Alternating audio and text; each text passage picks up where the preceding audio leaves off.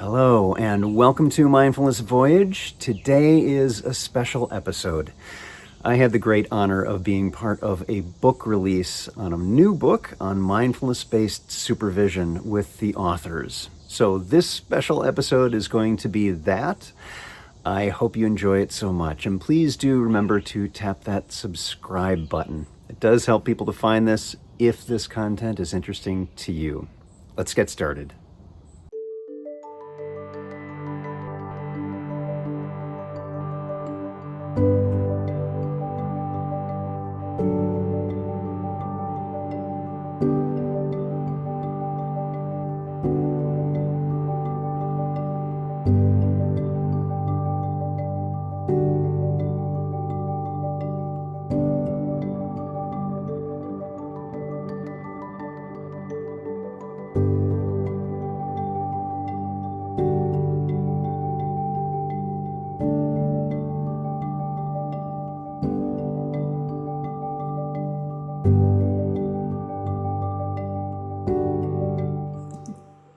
Hello, everyone, and welcome to this special webinar. My name is Ted Meissner. I am the acting chair of the trustees for the Mindfulness Network, and I am so glad you could be here. For those of you who may not be familiar, this is a registered charity offering high-quality mindfulness programming, retreats, compassion events, and supervision for mindfulness teachers and trainees. Network also has teacher training in conjunction with Bangor University, and all the events that we do can be found on the Mindfulness Network calendar. Our interest is for people to feel and know that you're important. You matter, your voice, your presence is important to us.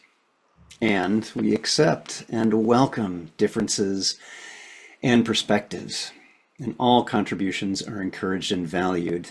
So, in this online space, you are welcome to use the rename feature to include personal pronouns you would like to be used. That is welcome and encouraged.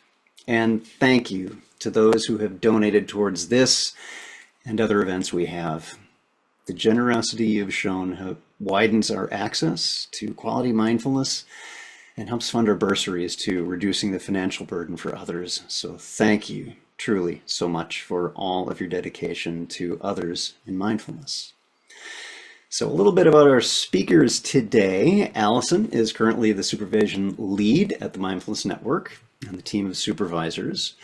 Mindfulness-based supervision has been a core part of Alison's work for many years, supervising, training others to supervise, reflecting, researching, and writing about mindfulness-based supervision. Supervisees and supervisors she meets from around the world shape and influence and inspire her work. So Alison, welcome, glad you are here. And Pamela Duckerin has been working in the field of mental health for over 40 years, retiring from public service about 2 years ago and now engaged in private practice. Pamela has been practicing mindfulness since 1996 when she first came across MBSR, Mindfulness-Based Stress Reduction, and is currently a teacher, trainer, and a supervisor with the Mindfulness Network. Her recent teaching experience is in MBCT, Mindfulness-Based Cognitive Therapy, to participants in China.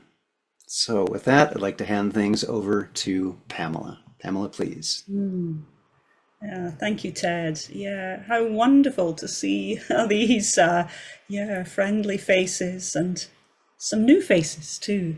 Yeah. So as always, of course, this is a mindfulness-based event, so we will start with a little practice. Yeah, it's great. I see everyone doing those little that mindful shuffle as we feel into the body. Just coming into the body a little more. And that might mean coming to stillness, or maybe your body needs a little sway or movement.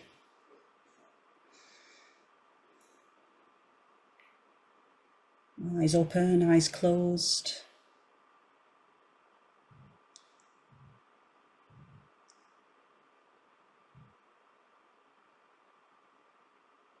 Seeing how it is to be arriving.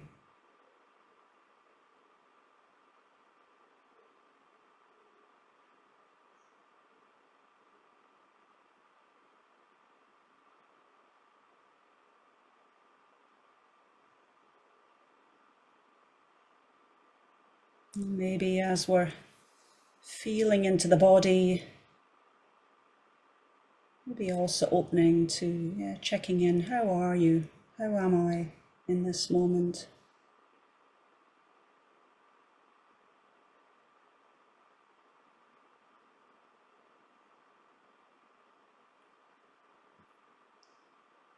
And maybe that informs how we'd most like to practice for a few silent moments. So maybe it's continuing to investigate.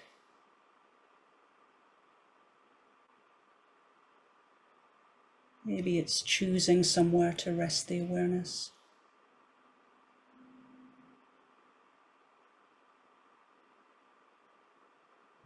Maybe it's bringing a particular quality to this moment, to yourself.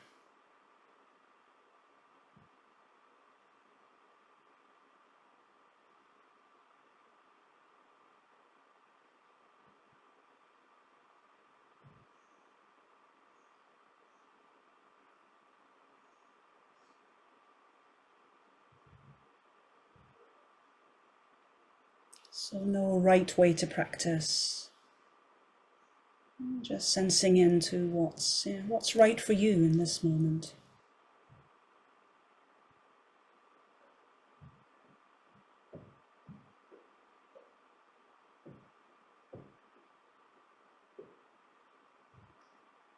And then maybe broadening out that awareness.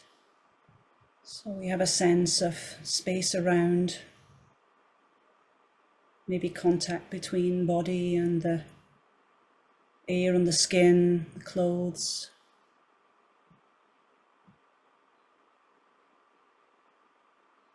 And if eyes are closed or lowered gaze, we might broaden awareness further, so we just have a sense of the others that we're sitting here with. Widening out that awareness.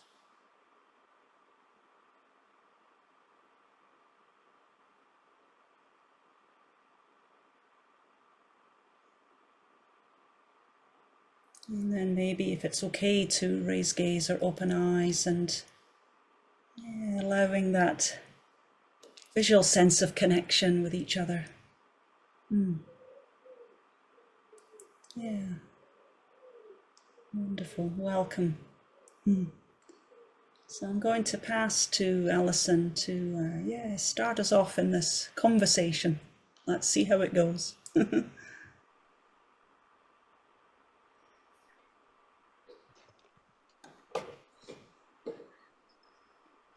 I'm just going to change my view a moment. So yeah, very warm welcome from me. Really lovely to see so many of you. What Pamela and I would like to do is to spend some time sharing kind of through a conversation a little around our process of writing the book. So going less into the content and a bit more into the process.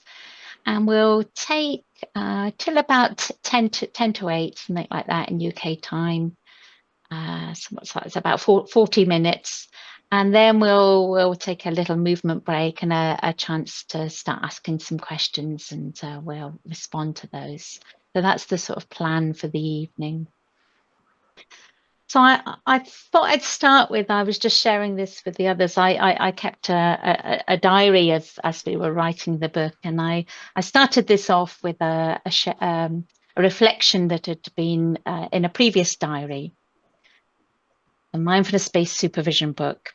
Who knows if I will ever write this book, but the idea does keep lingering. So I then moved to being able to sort of in this very proud moment, hold up the book here in my hands. Ted's got his as well. And I still find myself holding this book and thinking, oh my goodness, it actually happened. So it feels, and I suppose what we want to do is tell something of that story from those lingering kind of thoughts and reflections through to having the book published. So I wanted to start, I'm just going to show one slide at this stage, and I wanted to share something about the supervision framework, which I think, looking at you on this call, I think all of you know or have seen some version of it at some point in its development. So let me just share my screen and just talk a little bit to this. Hold on, I'm just going to get it up as a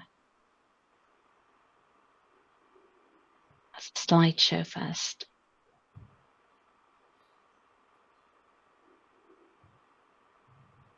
Okay.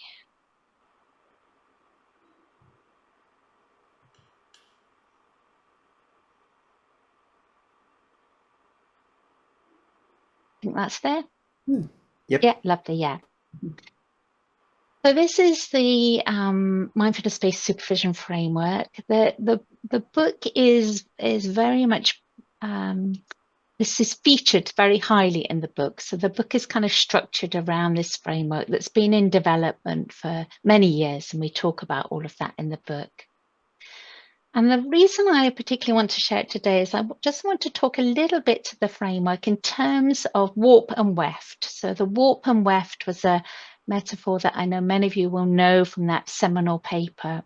And we use that metaphor a lot in the book. So what we saw is that there are some very much warp threads to mindfulness-based supervision. So the threads that are always there, always present. So those threads are this outer container and all of those qualities that are foundational, that mindfulness-based supervision is steeped in.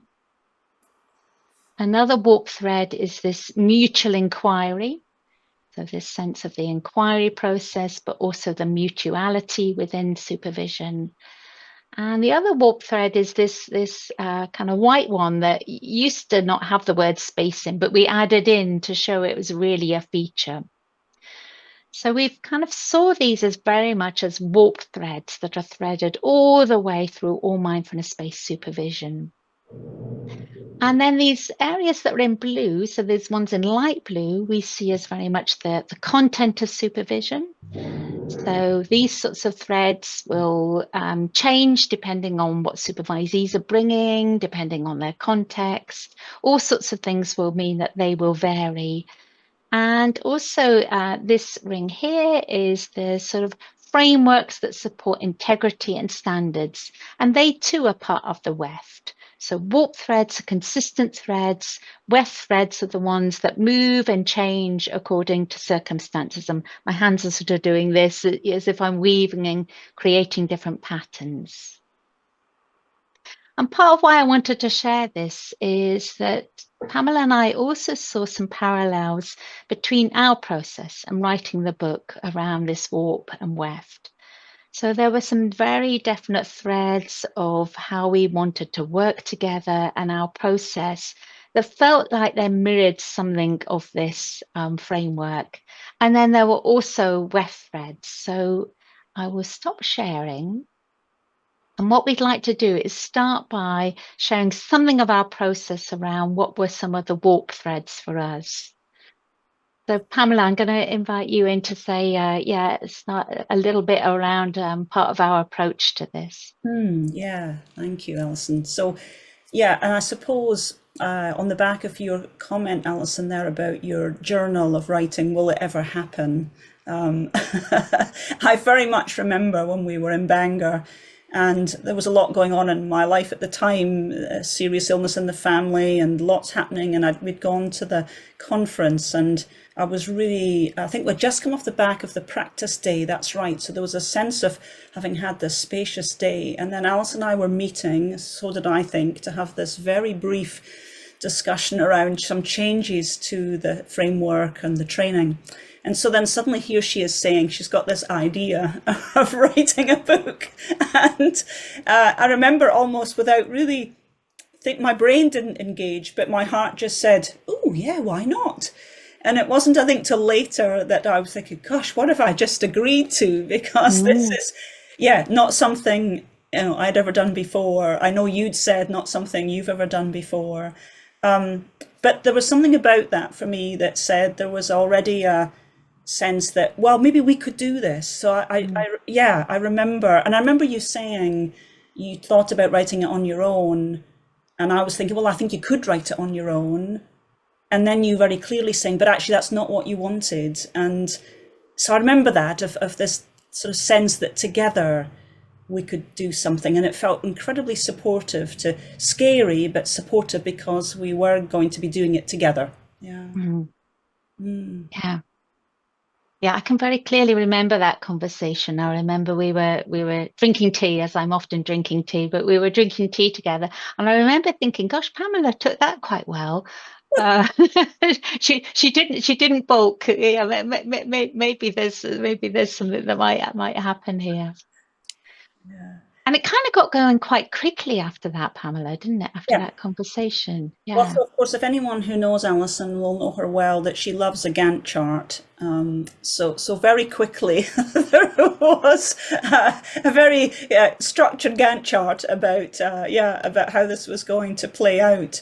And I think even before we'd approached a publisher, we had a sense of the timing already. Weirdly, I remember that we were sort of, we had a sense that we wanted to crack on and have time to do it, of course, but not to have it too protracted. So for me, very quickly, we sort of got our acts together and had started mapping out a very clear plan. And I remember, don't you, that very first outline of what we thought the book would contain. And interestingly, that's pretty much how it turned out. Yeah. So for those of you who kind of maybe less aware of some of the processes, the first process was to write a proposal and send it to publishers. And actually, another sort of little sort of nudge for me was speaking to a supervisee who was writing a book, and she kind of heard my idea, and she said, approach the publishers. So we approached publishers, and we just sort of saw what the next stage was. So then we started writing the proposal, and it's quite a detailed proposal. So it's about 20 pages long. So in that proposal, we started having to, as you were saying, Pamela, sketch out, what on earth would it be? What would the chapters be? How would we want to structure it? Who would it be for? And they wanted us to do things like kind of say what the market was as well, didn't they? Who the competitors were, and how we would market it. So we really had to sort of do quite a lot of work to get that proposal together. And we were doing it in quite a short space of time. I don't know why, but probably just because it was on my Gantt chart. It was a short space of time, and so Yeah, so I do remember, didn't we? We part of that involved looking at what else was out there, and so that was incredibly helpful, actually, to start reading what other books are out there around supervision generally, particularly around mindfulness-based. And there's where we discovered, didn't we, that there in fact are some writings around sort of what we might call mindfulness-informed, where mindfulness was sort of part of a supervision process. And so that seeing what else was out there helped to shape, well, so what will be unique about our book? And sort of shape then what it was that we wanted to include or not. And it also was really helpful just to get a general sense of how people were writing and the way they laid it out. And so all that sort of process and deciding was really helpful. And I do remember having sort of moments of it feeling huge and vast and getting almost a bit frightened at, oh, it's too big. And then this is where your practice helps, isn't it? Just come back to this moment. And I think there's where our connections helped, that we kept checking in with each other, didn't we? That sort of helped. If one of us, well, hopefully if one of us was lost, the other one was not so much. And, So we got the proposal in that had the sketched out chapters and parts, and like you said, we pretty much stuck to that. I think we just changed one chapter during that and slightly how we organise. And then the publishers came back quite quickly we had two publishers came back with a yes, and we went with one of the publishers.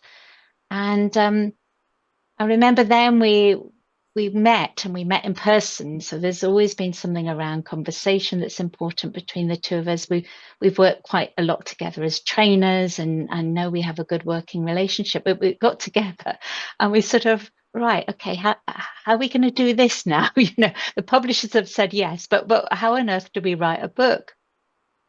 And I think I'd contacted the publishers with a few little questions, and there'd been a little bit of an answer, but the main answer was, we trust you to write a book and deliver it in the time frame. So we had 15 months basically was the time frame. So we did a little sort of, oh, how do we do this? Can you remember, Pamela, yours? Yeah. Yeah, indeed. So there was a bit of panic of almost expecting the publisher, I think, to give us some direction or something. And so there was so there was that moment of realizing, oh, actually, we have to rest into what we know and trust. Yeah, so really coming into this trust that we know this. And I guess because we have done training before, and through the training, of course, had tremendous connections with supervisees and supervisors, and in our work of supervision, of realizing actually we've collected a vast amount of understanding, I guess, from ourselves and all the people that we've had contact with, that let's get on, and I remember we had a total of numbers, didn't we? And we divided up how many words in each chapter, so it got to that detail, so that which actually helped. So when we were starting a chapter, we had a sense of, okay, it's to be something like 5,900 words or something, and that changed obviously as we went on, but we really having that structure helped, because otherwise in the beginning it did feel vast to start. Yeah. And I do remember, which I love that poem about, beyond the bend. It's a wonderful poem that talks about, if you get too, worried about what's beyond the bend, then we can't know. And I do remember using that as a guide to this, of when I'd get overwhelmed, is I just concentrate on this little bit, So when we met, we would gather, wouldn't we, ideas, we'd share together ideas about the chapters, so we'd have a rough model, wouldn't we, a sort of model, and then each of us would take that away and expand and write more and then share. And I think those initial sort of discussions were giving enough of a framework to just concentrate on this piece. Yeah. And I think it was really clear to us when we had a really good conversation with each other about co-writing and what our strengths were, but also how we wanted to do that. And it wasn't, we very much wanted to write it as a co-written project, not just a sense of you do this, I do that, and it kind of comes together at the end. But we wanted conversation and reflection and kind of musing over ideas together to be part of it. So part of our plan was to put in monthly Zoom meetings. And then I think it was about every 2 months, we had an in-person day where we would come together for the whole day, sometimes at Pamela's house, sometimes at my house. Once it was up in Bangor. So we would have these sort of days together with flip charts and conversation and tea and soup and coffee and all of the essential stuff that one needs in life to just sort of muse and think through some of the ideas. So that was really clear to us that we wanted to do that. And I think it's clear that I know everyone probably wants to do this when they write a book, but it was important to enjoy this process and to bring practice into it in some way. So to shine a lens on process and what was happening as we were writing. Yeah, and I think those in-person days really helped, because we've talked about the container and space. And that's what those days together gave us, was that so when we'd arrive together, we'd have, of course, a good old agenda of what we wanted to do in that day. And it included space to, have a break for lunch and walk. So I remember when we came to my place, we took a walk to the woods, to the field, and got out and actually did lots of walking and talking. So all of those, it's like all of those moments where coming at this from a slightly different angle, of those. So I do remember moments when I'd be working myself, and if you had similar, Alison, where you're really engrossed in the writing, very in depth, which is sort of quite narrow focus, like in our practice. And then there was this, when we met together, there's this sense of really broadening out again, which sort of, felt to me like it mirrors, our practice of times of needing both kinds of focus. Yeah. And what we'd done, as Pamela was saying, was we'd sort of divided the chapters up in terms of who would be like the first writer, the first one to put something together for that particular chapter. And when we met in person, we would kind of go through some key points for that chapter. So whoever was the first writer had the co-created sort of framework, and then they work that up into the chapter. And then the other one would review that, have a look, edit. And we sort of went through the book like that, kind of being a little bit worried. Oh my goodness, what if our styles are really different? Or how's that going to work in practice? So there were certain things that we were a little bit on we're just sort of trusting and we don't quite know, and we'll get to that bit as we get to it. So in some ways we had some real structure around it, and in other ways we were really beginning to trust that we would know what to do when we came to it. Yeah, because I do remember there was some moments where we changed direction quite a bit, and there was something interesting about almost coming to that conclusion together, or one of us naming something. Oh, I'm not sure if this is now quite right, and that sort of worry about that, and then the jaw, and yeah, I think so too. I'm coming to the same conclusion. I remember our emails at times would almost be crossing over because we had similar ideas about what we discovered, that then you would share and go, oh, thank goodness we're on the same page. Yeah. So that was interesting to notice, that process of being, I suppose, brave enough for each of us to say, I'm not sure this is the right path, or here's what I'm thinking. And mostly we were sort of in agreement, weren't we, when one would mean that we need to take a fresh look or a relook at something. Yeah.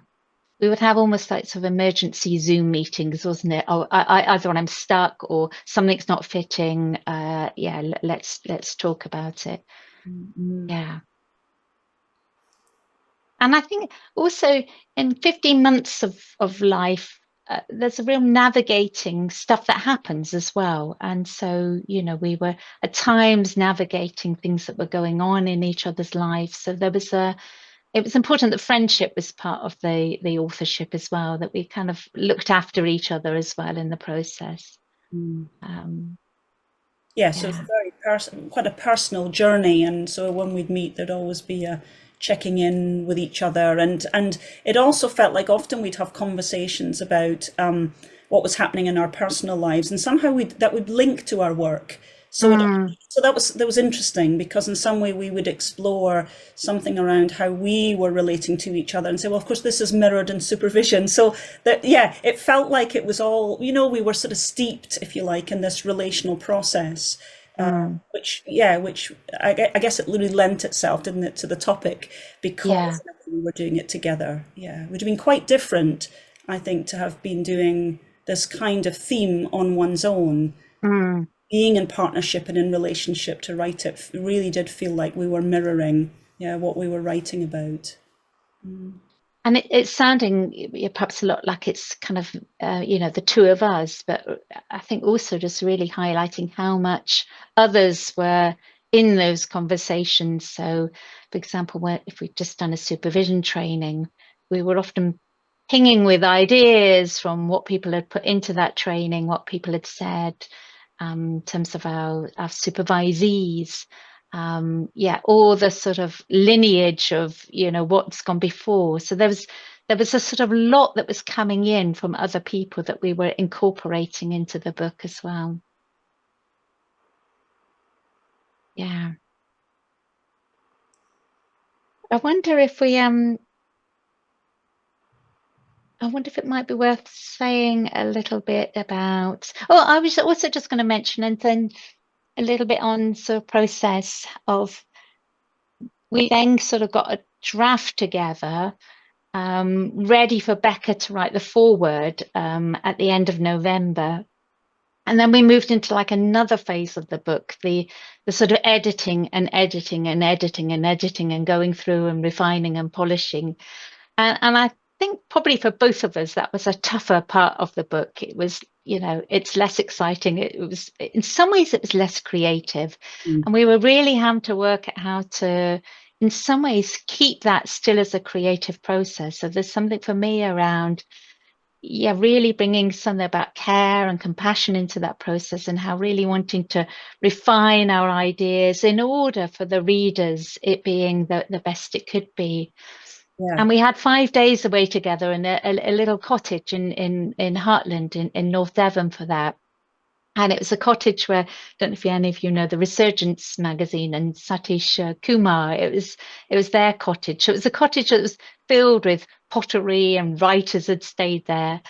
And we'd gone in sort of slightly idealistically, I think, thinking that we would write a little bit in the morning, go out for a nice walk by the coast. Anyway, I think we were working 6 a.m. till 10 a.m. at night, just constantly kind of going through. We got a little walk, and sort of fortuitously, it was a really rainy, stormy few days, wasn't it? So we were in this lovely little cozy cottage with the fire going, working away. So yeah, something about that final process. Really had to work hard to work together and sort of keep our morale up, I think, in those final weeks. Yeah, I remember the very, so we also, it's where we wrote the foreword and the afterword, which we hadn't we had ideas, Our acknowledgements, and the yeah. acknowledgements, all of that was done there.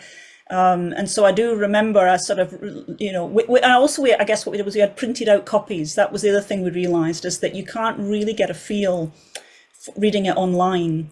So we had printed out copies of it, of the draft, so that we could mark on it and we'd read through it. But I remember at the very end of that visit, deciding that it would feel really momentous to send it to the publisher, completed at that point. And so we just, getting up a few earlier mornings than we planned, managed to complete the whole process, send it to the publisher.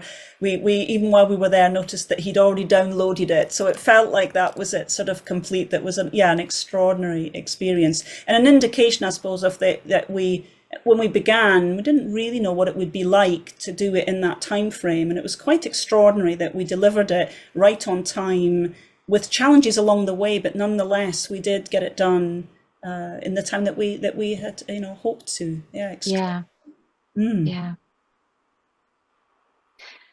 And it might be nice to move a little bit to some of the weft side of things as well, wouldn't they? Yeah. Do you want to say a little bit about the interviews, Pamela? Yeah, so one of the things, as we said here about the weft, are those things that, where you modulate, or where you change, that give the colour and texture, if you like, to supervision. And so one of the things that we recognised really early on is that we wanted, therefore, to draw in more voices. So in some way, really to draw on others to share their knowledge around particular elements of the weft. And so this was, in a way, meant that we were reaching, in a way for us, reaching beyond just our knowledge, expanding into interviewing other people. So we decided that we would do these interviews. So we had a sense of the chapters that we thought that they might, be involved with, didn't we? We already had that, and had a sense of the kinds of questions that we might ask. And then we set up these interviews, so each person met with one of us, and we recorded the interview, and then the other person would watch it. And it was an extraordinary experience, again, to feel like we had this collaboration with others, and to draw on, I guess, their real lived experience in particular areas. So those particularly were around cultural factors, and within the workplace. So those were the two that we sort of felt like these are great opportunities to bring in different voices in a way, and really lent itself to this mutual inquiry, this mutual exploration. And of course we also interviewed Ted, in a different way. So I don't know, Alison, did you want to say something about that? His was a different interview, wasn't it, to the others, and how that shaped? So maybe just say a little bit more about the others. So the others, we had a sort of set of questions, and then really let people sort of really speak. And it was really around their experience of mindfulness-based supervision, kind of in their culture or their context. And those were sort of about an hour long, those interviews. And then with their permission, we pulled out bits of that to give examples in the chapter, to shape and influence the chapter. So one of us interviewed the person and then the other one listened to the recording as well. But they were enormously helpful. And in many ways, we could have interviewed hundreds and hundreds of people and it would have shaped the book differently. So it's not necessarily that it's absolutely their words that are the thing, but almost that sense of how involving others is part of those conversations, is part of supervision, and how the weft will weave differently with people. Yeah, and so Ted, Ted read a couple of our chapters, early chapters. I think it was the introduction and chapters 1 and 2, something like that. And what Ted really helped us with is a sort of to be a sounding board of, are we anywhere sort of near kind of meeting some sort of need there? Is this going to make sense to anyone? You know, when you're sort of so involved in a process and at times doubts there and you're thinking, is this okay? Is this making sense? So we thought quite a lot about who we wanted the book to be for, and we didn't want it just to be for people supervising people that taught MBCT and MBSR. We were really wanting to have a broader scope of how this approach could be useful for people supervising or mentoring people in all sorts of mindfulness-based work. So we wanted to check that bit was okay. Ted's not from the UK, so we also wanted to check that we weren't totally UK centric, that this was making sense, you know, and would apply in other cultures. So really, really helpful to hear from Ted, and we had a really lovely conversation, and both of us joined Ted for that. And I think one of the biggest things we both took from that conversation with Ted was this encouragement to have confidence, to step into our authority. So authority as in the author of. So Ted was really great at kind of pointing out that at times we were being a bit tentative, a bit too humble, a bit, you know, here are our intentions, this is our intentions, and, you know, yes, maybe, perhaps, and to sort of have a little bit more confidence in what we were writing, and that we did have the experience and the expertise to be writing this book. And also the confidence that this book was needed, that there isn't another out there. So yeah, I don't know if you want to add any more, Pamela, about the interview with Ted. And I think that in a way then that really supported these interviews we had with others, because actually then in a way we had confidence that almost as a writing team, us plus those that we were interviewing, that we did have something to offer. And it was incredibly reassuring to be having these conversations with those that we interviewed, to discover that the same themes were arising, but what they were offering was a finer detail, if you like, which felt really important. Yeah. And in some ways, one of the challenges, wasn't there, in this book, was there was so much that we could have written, and there were particular themes in the WEF that are huge. So cultural, you know, issues around diversity, around the diversification of mindfulness and how it's been offered is pretty huge. And I remember we'd have conversations about reminding ourselves, but this isn't a book about those topics. Otherwise we would get too far away and it would be too vast. So we had to keep coming back to saying, yeah, this book's about naming some of these themes, and our interviewees would help us, I guess, get a sense of that. And then there's much more around each of those topics that people might well want to explore on their own. So part of that weft was also pointing to resources that people might explore and do work on their own, because we were only just touching the surface of some of these topics that we were raising. So that, I remember that also being important around the weft themes, is that it can't be a book about all of those subjects in great detail. There wasn't scope to do that. And I think the interview with Ted helped remind us about, yeah, what is this book about? And we could touch on these other important themes and invite further reflection from the readers beyond the book itself. Yeah. So I think, I guess we also knew, didn't we, that we said this at the time, that even in writing it, I know we had lots of conversation about being worried it'll already be out of date by the time it's published, because we had a sense of how fast things are moving in the field. So there was that sensitivity around, you know, are we open to changes? Are we really understanding? And I think now we had this conversation not that long ago of saying we probably would add extra things in now, even just 2 months later. There probably are other areas that we'd like to explore further, but that's wonderful. We always knew the book would be a point in time, that the subject isn't complete. Yeah, and there's already other ways to. Next edition, says Ted. Yes, indeed. Yeah. Yeah. And we could see how the framework itself had gone through several adaptations, and part of that was that knowing it was organic and it would change.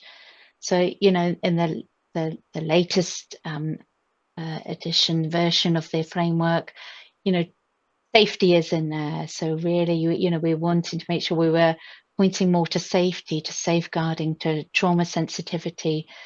But as you say, each of those is 2 or 3 books on its own.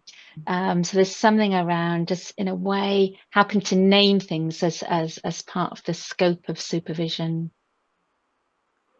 And the other bit that was around for me is I felt like we were writing it kind of on the cusp of the mindfulness field being in change, and not quite sure kind of where it was at, where it is. So there's something around, as I said earlier, we wanted to widen it out from just being around MBCT and MBSR to mindfulness-based work, and we spent a lot of time talking about, how could this framework be useful for kind of mindfulness-based practitioners in a lot of different settings, a lot of different areas of work. How might they bring this into their work?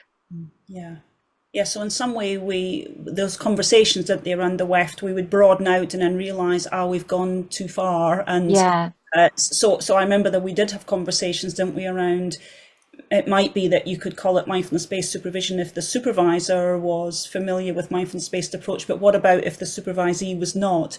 Yeah. And then we decided, actually, that's another topic. So in a way, there was a sense, we took it to the point of describing, didn't we, that actually the practitioners might be new to mindfulness, though they might not necessarily have a fully established practice, or they might be new to bringing it in some way to their work, but they would be familiar with a mindfulness-based approach. So I guess we kept it as that mindfulness-based element to it. Yeah.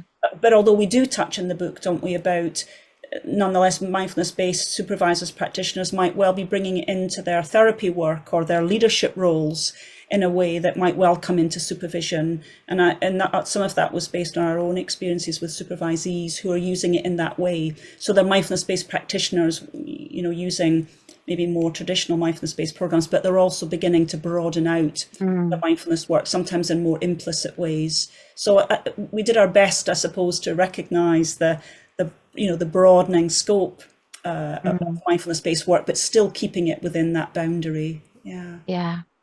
And in part 3, we were very much around the WEFT, around these different ways of using the framework, and we decided quite early on we wanted to put something in there around the development of supervisors, their own sort of development. So that had been something that we'd been, a few of you have been on the level 2 training that we've brought in there, and for a few years we'd be playing a little bit with a sort of self-report checklist around you as a supervisor and your skills.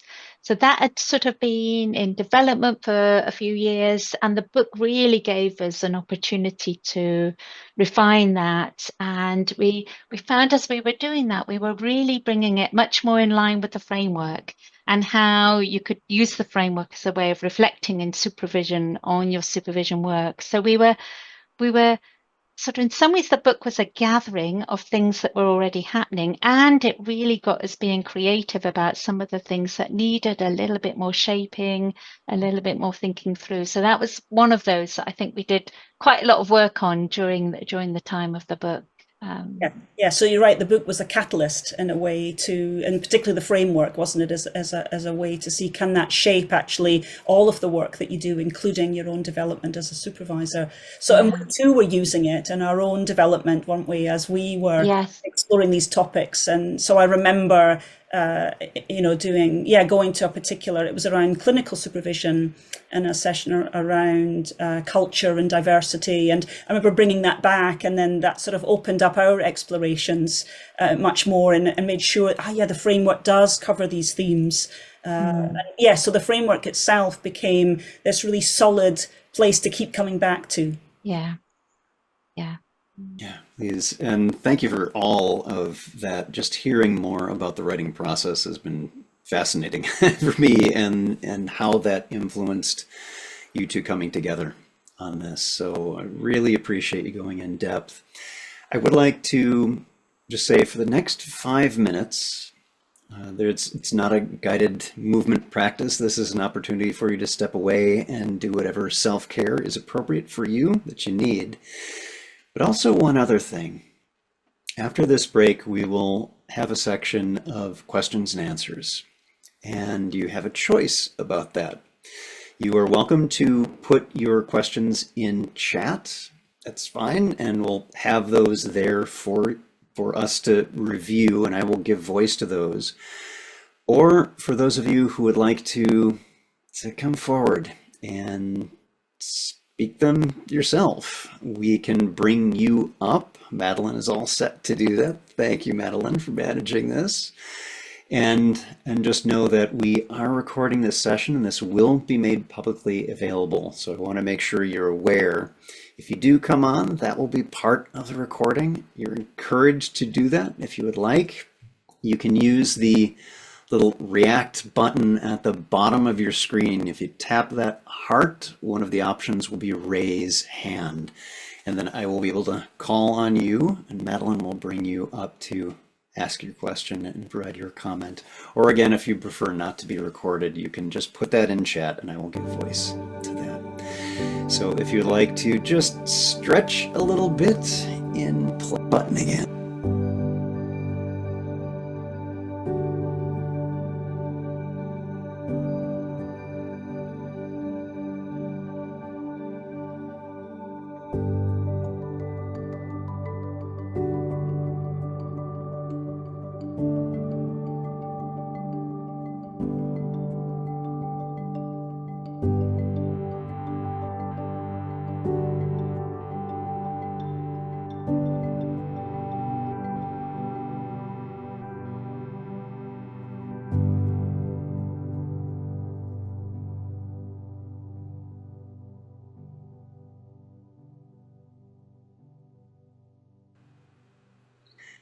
Welcome back, everyone. Really appreciate you being here again. We're partway through, and now we are entering into a little time of discussion, of questions and answers. So again, you are welcome to put your question in the chat, or if you'd like to ask it yourself, you're welcome to use that raise hand feature on the react button. We do have one to start that came in, and it's a great question. Is it being translated into other languages, or are there plans for that in the future? So there are some conversations and plans for it to be translated into Mandarin. So those are happening with an organization and translators, and with our publishers. So fingers crossed that might happen. So yeah, that would be great. And there's quite a lot of people that have done supervision training in Mandarin speaking countries. So that's where we've got to so far on that, but maybe more, who knows? Fingers crossed. Thank you. Thanks for the question. Hopefully my sound is okay now. I heard it was a little glitchy before. Okay, good. Yes. Thanks, everyone. Next, question one that I have a few questions ready to go is, I'm curious about some of the challenges that each of you has noticed, that those who may be new to mindfulness supervision, what some of those challenges are that they encounter, or maybe some of the difficulties experienced that more experienced supervisors run into. What are some of those speed bumps that show up? So I'm happy to start, Pamela, and then head past to you. Yeah. So I think new supervisors I think it's some very similar things perhaps to when people start teaching, is, you know, a lack of confidence, and a little and maybe one of the things that particularly comes up is sort of like how to structure it, because in some ways it's quite organic and the process is quite organic. At least if you're running an 8-week course, you've got sort of the agenda and the structure. So I think it's sometimes like, where do I begin? How do I do this? And confidence are the two things I would say. Yeah, I think so. I'd sort of link to that concept, I suppose, as the sense of responsibility. So often that's what initial supervisors will bring to supervision, is this sort of suddenly aware of the enormity of that responsibility, and which can bring with it sometimes a concern about, well, what if? So maybe imagining and thinking about the difficulties that might arise, and being worried, about something arising that they won't feel able to handle. And in some way, that's where supervision of supervision, or supervision, is then incredibly helpful, actually, because it's okay, isn't it? They too have support, as they're beginning this process. Thank you Yeah, both. I think maybe just the word supervision comes with all sorts of expectations. I think people can feel nervous about accessing supervision. People can feel nervous about being a supervisor. It kind of, perhaps it implies something around, how you should be. One more in the chat. I'm sure Cindy Cooper would be very proud of you both. How did her work on supervision feed into this book? You want to start with this one, Pamela, and then I'll pick up. It already feels, quite tender. So because, Cindy was my first teacher. So I first met Cindy's voice before I met her. So I signed up to do distance learning when I came back to the UK. And Cindy just by chance happened to be my voice on the in those days it was telephone, way before online. So she was my voice. And I'd just come back from Canada, so the North American, it couldn't have been a perfect person to have Cindy. And one of the things that we spoke about was, it's actually named in the book, is Cindy, one of the things she would say is that a supervisor or mentor, or indeed actually, supporting anyone with mindfulness practice, she would say our role is to catch the other person's spark. And I just, that for me, if I forget everything else about being a supervisor or mentor or guide, it's that, our role is to, I just love that, is to catch the person's spark. So, that speaks volumes to me about Cindy and who she was. I'll pass to you, Alison, as I... We write about this in the book, and we mentioned Cindy, and I was lucky, as you'll know, Bethan, to work with Cindy kind of in latter years of her life, and particularly around supervision. So it wasn't very long. It was about 3 or 4 years we worked together, but it was a very close working relationship, and all around mindfulness-based supervision. So a lot of creativity. The second version of the framework was based a lot on our work, and we did supervision training together, as you'll know. So a lot of that came up, and let's see if I can say this without crying. I can feel myself getting tearful. So about a month ago, I was in London, and I went back to where Cindy lived. I went back to walk past her house, and I had the book with me, and just this sense of, just letting her know what we'd done. And I sat and had a cup of tea, and remembered her and all of her influence. So I think both of us sort of strongly hold Cindy as a sort of mentor to both of us in different ways, and as a sort of force and enthusiasm as we've been writing this book. So thank you for bringing her up, Bethan. And again, as a reminder, anyone who would like to give voice to your own question or come up, please do use that raise hand feature. And while you're working yourself up to that, I have another one ready to go. Is with this book being about mindfulness-based supervision, are there ways that you feel that this kind of supervision, a mindfulness-based one, might help or inform or influence supervision in other fields like therapy or healthcare. Yeah, I have in a way, I already know that through, well, my own work, but also the supervisees and supervisors that I work with, that and they're already, if you like, describing taking, and this is where the warp works particularly well. You're taking the warp threads into actually any supervision. So this sense of mutual inquiry, yeah, of having this safe container that holds the process, all, space within, particularly within clinical context, space is really precious. So those warp threads really lend themselves actually to any form of supervision. And then, of course, the idea is that the weft would be different. The weft content would be around whatever theories or models, if you like, around the supervisee's work.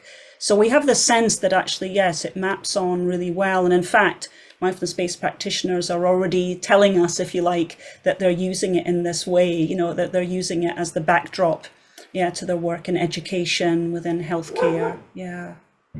Alison, did you want to?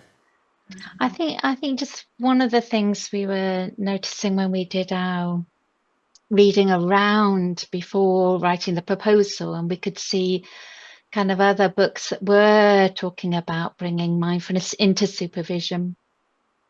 And I guess one of the things is sometimes we felt they were more sort of mindfulness informed, so they'd be about bringing a practice into mindfulness, and into supervision. Sorry, and I think one of the things we sort of felt with this book and what we're talking about is that there is a mindfulness-based practice that the supervisor has, and I think we see that with our supervisors that come on the training, how having a mindfulness-based practice or kind of allows you to bring mindfulness more into supervision rather than just sort of plonking a mindfulness technique into supervision. So there's something around the practice base that feels really important then in how people can create space, how people can embody certain attitudes within different supervisory relationships or mentoring. So yeah, I think for us it would be particularly that practice base that we'd be coming from, rather than just the framework per se without any practice around it. Thank you. And I do have another one in chat that's come in. Can you say anything or something about what you, Alison and Pamela, discovered about yourselves or your practice during the writing process in the context of mindfulness? Great question. Yeah, it is a great question. Yeah. I think the first thing that comes to mind for me is that, in a way, exploring one's own view, my own view of myself. So in a way, it's interesting when I have, friends or neighbors I'm in a book group, not that we're reading this book, we need novels, but I remember them sort of saying, oh, you're an author now. And it was like, oh, am I, is that what, would I call myself that? So I think, for me, it definitely, I needed to explore my sense of self and my confidence in myself, I think. And this, am I good enough? Can I actually do this? So really facing those and coming to a much more, I hope, wiser view of myself. So this stretched me for sure. I felt stretched, probably, more stretched, than I've been with something similar in a long time. And yet it happened. So I was definitely in that stretch zone, occasionally tipped into overwhelm and found ways to come back. But I think there's a lot about belief in self. And then I think the other bit that's just more recent now is the vulnerability. It's actually very vulnerable to put something out there written. I think it's different when you're doing something live, like training, or which is organic, but when you put it on paper, well, there it is now. And so this stage now of putting it out feels quite vulnerable to how will it be received? So that's my sense, Alison. I would agree with both of those. And kind of both of those, there's the sort of process and noticing how it is kind of for myself. And there's something around how the practice sometimes supports that. So there's something around, yeah, working with doubt in practice and noticing that and being able to give that space. There's something for me learning about moments of being stuck as well. So when I'm feeling stuck with something for whatever reason, and yeah, noticing something about a sort of habit that wants to push on and drive through the stuckness, and learning something around not doing that, that actually taking some space, taking a walk, taking time to speak to Pamela. So there's something around that edge of stuckness that I've met several times in the book, I have to say, and in the process. So there was that piece, and something I've always known something about the importance of intention, but that kept coming up again and again. It's like kind of coming back to my intention with wanting to write this book, my intention now the book's there. What is it a platform for? The intention on the different chapters, sort of holding people in mind who I'm hoping this might be beneficial to. So there's something around intention was a really supportive kind of practice at times, and trusting that that was just as important as sitting at the laptop and typing some words at times, that actually it was important to do some stepping back and being more spacious, and at times permission to just step back for several days and do nothing because I was stuck and knew that something else is needed. There was a period of time I was noticing my diary, I felt really stuck, and luckily it came just before retreat, and just seeing the difference that retreat made to then how I came back and was able to enter back into the process. So yeah, lots of lovely lessons around practice. And then I think the other thing I learned is just how on earth I write, when it's a good time to write, how long I can write for, and, just the practicalities of organizing the day around writing. And I think, first of all, I thought I would have like a whole days for writing. Well, that wasn't going to happen because I was exhausted by a certain point. So I had to sort of rejuggle. So just sort of learning something about when my attention is best, when I can sit at a screen, and when I need to go to pen and paper again, or doodle, or flip charts, or, something a bit different. Yeah, I think many other things, but yeah, those are some of the things. Good insights. Barbara, if you would please come on up. Good to see you. And then we'll have another question coming in from chat. But Barbara, please go ahead. Hi, thank you, Alison, and thank you, Pamela. It's just been a pleasure to just hear a little bit more behind the back and just kind of feel your heart talking and of your experience. What I want to share is more kind of a felt sense of me having read your book, and maybe kind of get some comments on that. I think from where I come from, supervision has been always very important for me, a very important space, both first in a clinical way, but also very much in a mindfulness space, where a space that's always been very incredibly nourishing, supportive, but also quite stretching and challenging at times. And but what I was really touched by the book, which you've also mentioned now, Alison, where it's very much practice-based rather than coming from a practice base rather than just the framework. And my experience of reading through the book, which for me, I felt as if I was in a supervision session myself, and that in reading it, I felt the safety and the containment, and the spaciousness and the relationality. And for me, that was such a gift.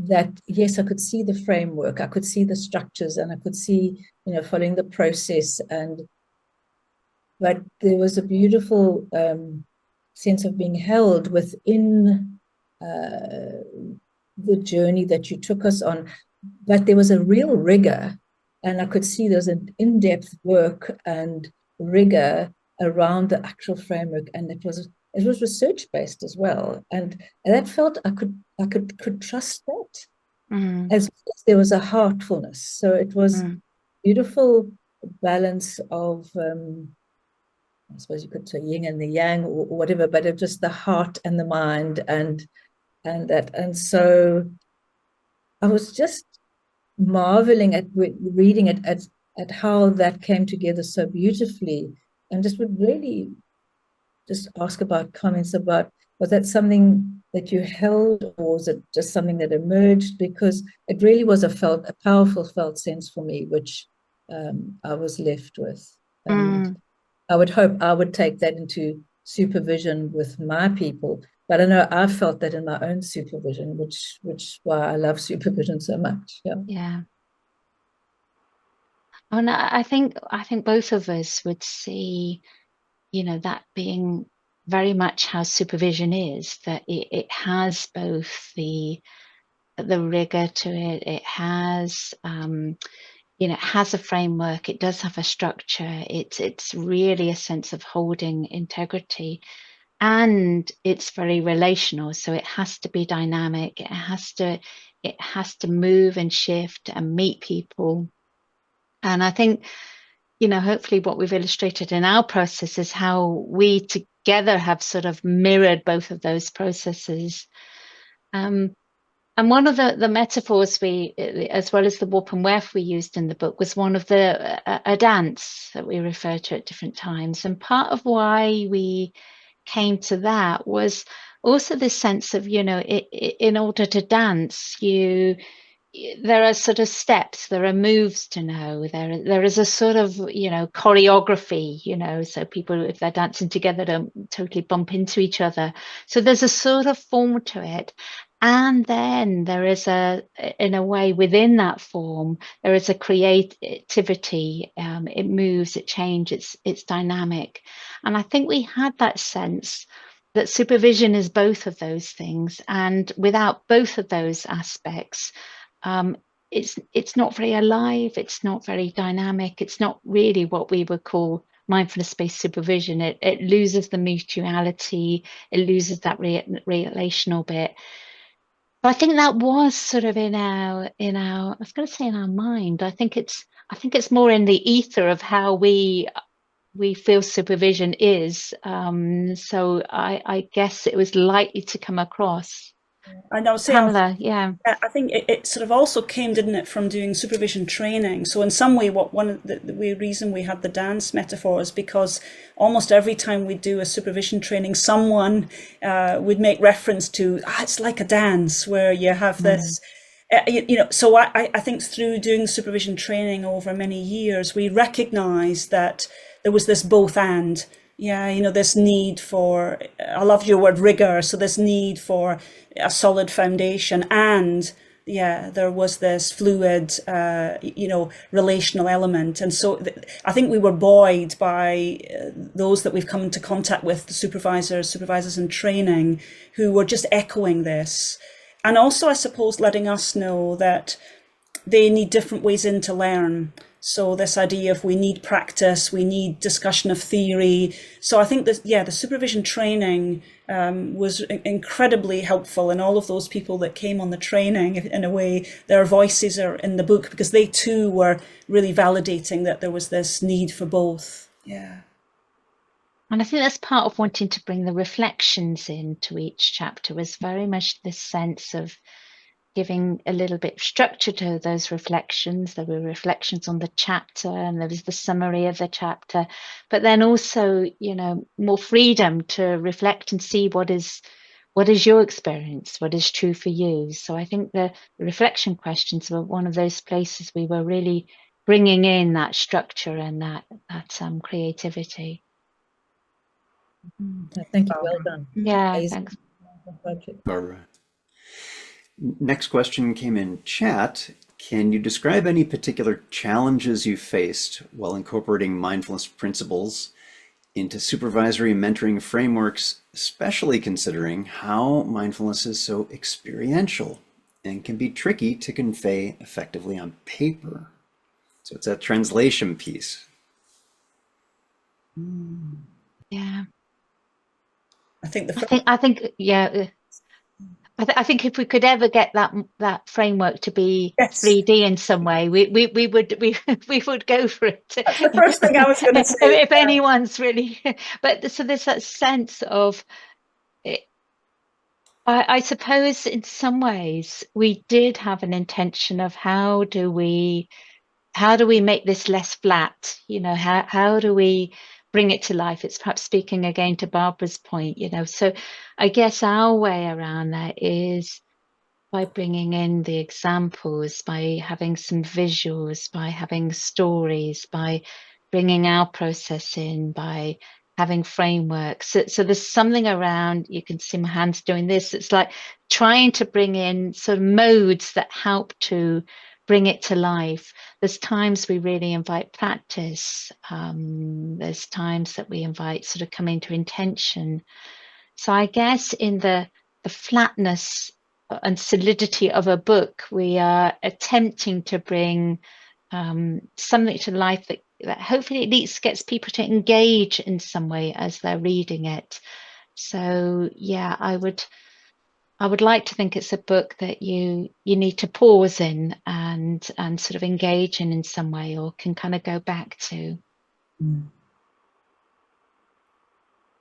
Pamela, would you add? That was exactly what I was going to say. I remember our discussions around wanting this 3D model of the framework to really capture the nuance, and I guess it's, yeah, there is some things now, we've said this ourselves, that we also are offering it as a starting point, and I think what we would love is that people then take it away and find a way of, I don't know, translating it in a way that makes sense for them. So one of the questions we had when we were doing the blog was, what do we want people to take from it? And I'm like, well, actually, we don't really know, because we really want people to take what feels most useful. So we might imagine that people would create their own metaphors or way of working with it, you know, that brings it alive for them, which we hope, and we hope to continue those dialogues with people to see how it can best come to life. Okay, our last question, looking at the time, is for each of you, what do you find personally the most rewarding thing about supervision?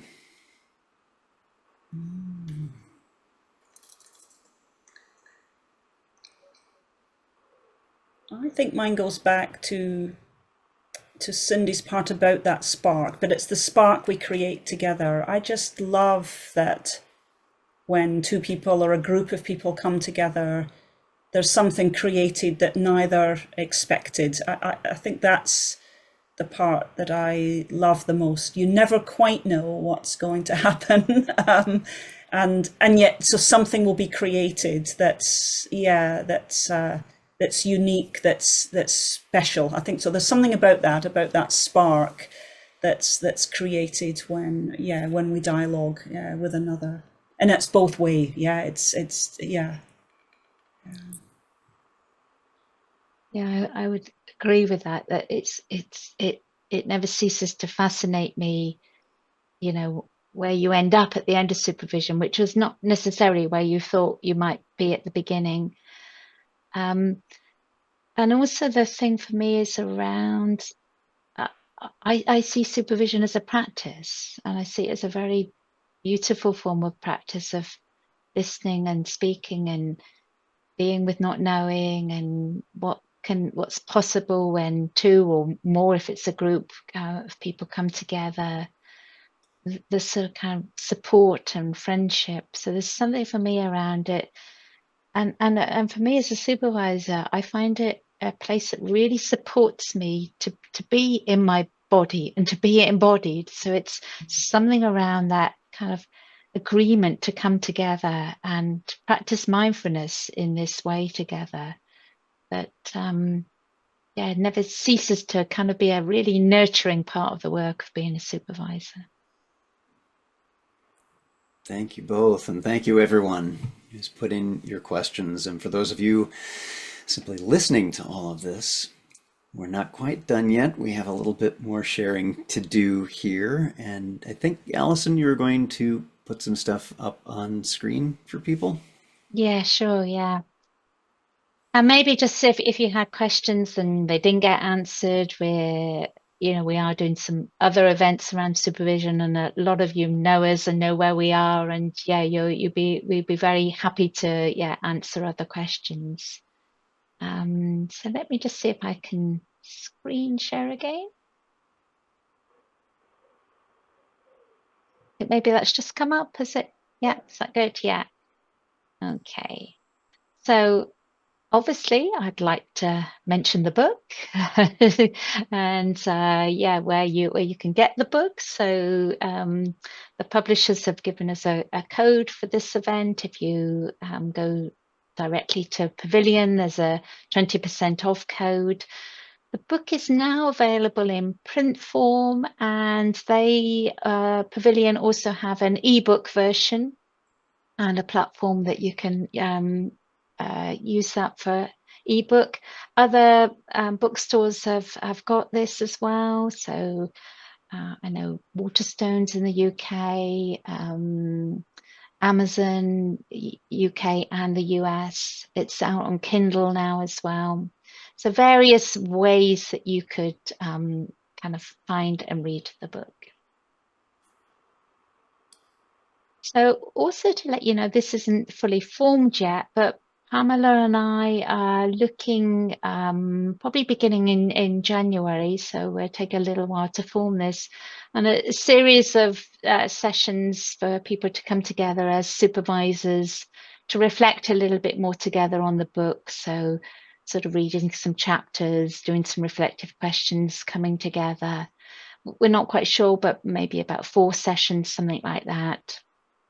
So we'll put that out on our LinkedIn, and we'll try and put it out on other mediums as well. So and let us know if you're interested in that. We can let you know. And we're thinking we'll be doing that on a donation basis.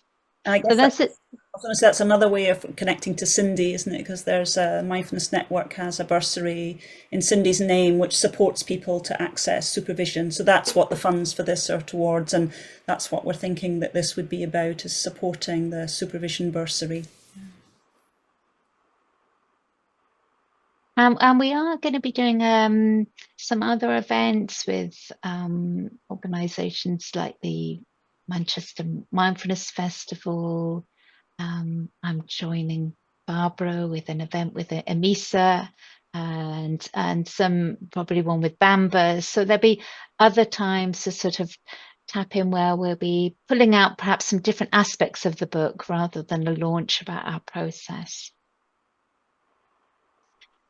And say that those of you that don't know, the Mindfulness Network do mindfulness-based supervision training. So there's a training pathway that's got different aspects to it. And we've got a lot of those different aspects kind of coming up soon. So there's the level 1 training, the 3-day training, and we're really having the book now as an accompaniment, can't say that word, to this training. We've got a level 2 training. We've got retreats. So let me say a little bit more about some of those events that are actually coming up. So there's a level 1 training with Sarah Milband, who's on the call, and myself in December. So if you know of other people that are interested in training in supervision, please do let them know. And Ted and I are doing a training coming up quite soon in September, and we've adapted the timings a little bit to be more suitable for those in the US and Canada and Central and South America, particularly with the recording. If anyone's listening from those areas, do find out more. For those of you that have done the level 1 training and done a little bit of supervision, there's the level 2 training. In that training, we go a little bit more into group supervision, you as a supervisor, giving feedback. So we're pulling up on some different aspects of the book in that training. So that's an ongoing. And a lot of people have said part of what they enjoy about that training is just sort of being inspired again and refreshed in their supervision practice and coming together with other supervisors. So I've mentioned about practice being at the heart of mindfulness-based supervision. We used to run a 5-day retreat for supervisors, and we're experimenting with just making that a little bit more accessible for people. So Sarah and I are going to be running a 1-day retreat day for mindfulness-based supervisors, mentors, leaders. So that's coming up in November.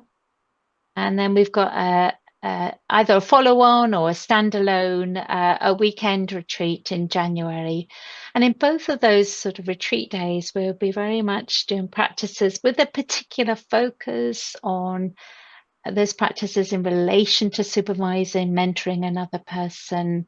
We have some little bits of interpersonal practice there as well around some of the themes around supervision. So they'll be very practice-based, but they will be geared around supervision or mentoring type relationships. So just, yeah, finishing again, just with the slide of the book, just that reminder. I know a few of you have already got the book, and also just to say, Pamela and I are really enjoying starting to hear some feedback around the book, some comments, how people are using it, also things that people don't quite understand or, you know, would have liked to have been different. So we're really happy to be having these conversations with people. And a lot of you know where we are, but this is our LinkedIn, our websites, where you can find us and find out our emails as well. So yeah, do keep in touch with us. So I hope one of the things we've conveyed today is how important we think conversation is.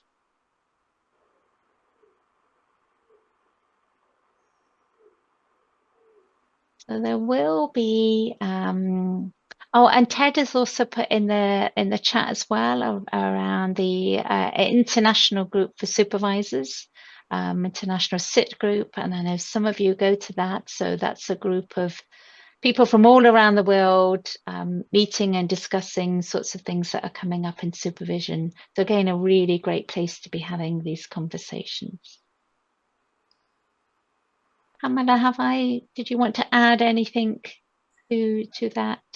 And I guess I would add, sometimes people say, gosh, why do you keep adding all these things? Is it because we're giving people more hoops?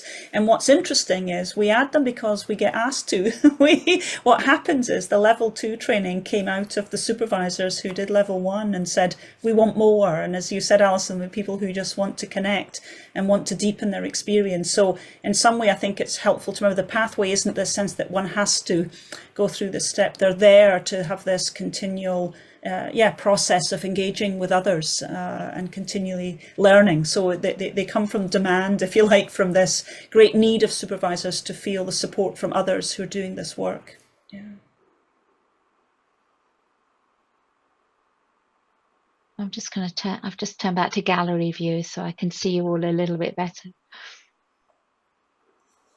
And yeah, shall we just take a tiny moment of practice to finish? And you began with that little practice shuffle that we all like to do as we come into a moment.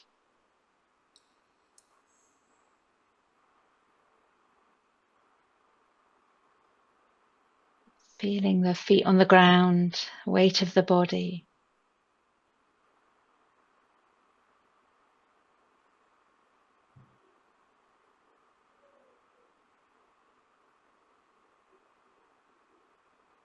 And maybe just inviting you just to bring to mind a joyful moment in supervision.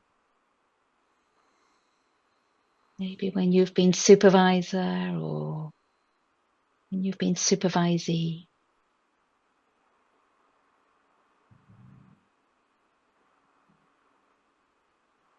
Letting that moment be felt in your body, thoughts, emotions.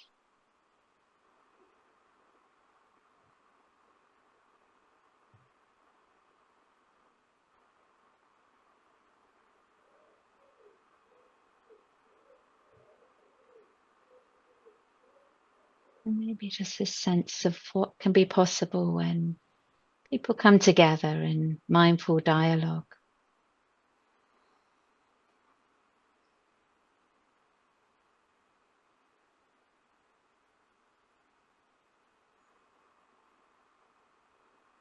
And just beginning to let your eyes open if they're closed, raising the gaze and taking a look around the screen, maybe people you know, maybe new faces. Faces are new, you might meet people again in another opportunity. Yeah, I'd like to thank everyone for your time this evening, and yeah, kind of all of you in different ways have contributed to this book. Yeah, thank you so much, to Ted and Madeline for supporting, and obviously thanks to my dear co-author Pamela. Thanks, Alison. And yeah, keep in touch. We want to keep talking, keep exploring together. Thank you. So do feel free to unmute, say your goodbyes in whatever way you would like to.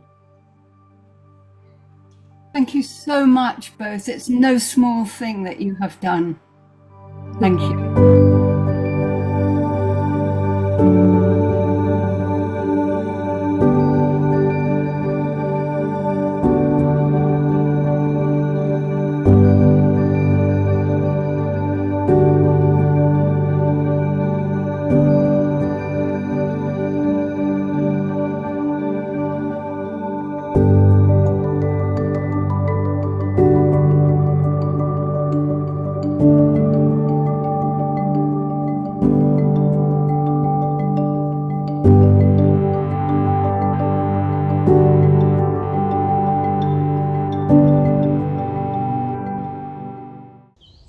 Thank you so much for sticking around, and I really appreciate you being here. If you would, please do tap that subscribe button. It does help people to find this podcast if you find it of value to you. Remember, every moment you have a choice. Make it the best you can. Thanks so much, and I'll see you again soon on Mindfulness Voyage.